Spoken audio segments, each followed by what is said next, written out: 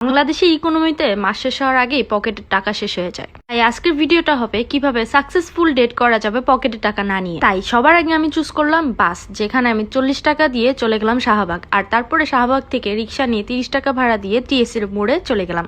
ওখানে আমি আমার বয়ফ্রেন্ডের ওয়েট করতেছিলাম, বলছিলাম যে ওখানে আসো, ওখানে আসলে তোমার সাথে দেখা করব। আর এই যে ও চলে আসছে ড্যাং ড্যাং করতে করতে। আর আমরা একটা লোকেশন বেছে নিলাম যেখানে একটু বসা যায়। আর বসার পরে আমাদের বাজেট ডেটের সব থেকে প্রথম খাবার হচ্ছে বাসা থেকে বানানো হোমমেড ফুড। এতে করে কিন্তু তোমার বাইরে খাবারের টাকাও বেঁচে যাবে, আর সাথে তোমার বয়ফ্রেন্ডও বোঝা যাবে যে তুমি কেমন রান্না করতে পারো। এখানে তোমার খাবার মজা হলে কিন্তু তোমার সাথে তার বিয়ে একদম ফিক্স হয়ে যাবে। এখন দেখি আমার রান্না তার পছন্দ হয়েছে কিনা। এন্ড আমি জিজ্ঞেস করলাম কেমন হয়েছে, সে বলছে খুবই মজা। I am like okay fine, তাহলে আমার সাথে তোমার বিয়ে ফিক্স।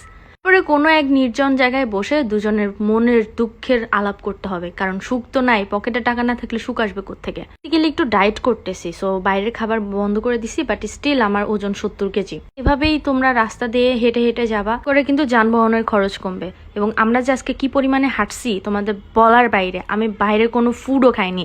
ফুচকার দাম করলাম 40 টাকা, নাম শুনে চলে আসছি। আইসক্রিমটা বসন জোর করে কিনে দিছে, কিছু খাচ্ছিলাম না দেখে। অ্যান্ড তারপর হচ্ছে 20 টাকার ফুচকা ছিল, ওইটা নিছি।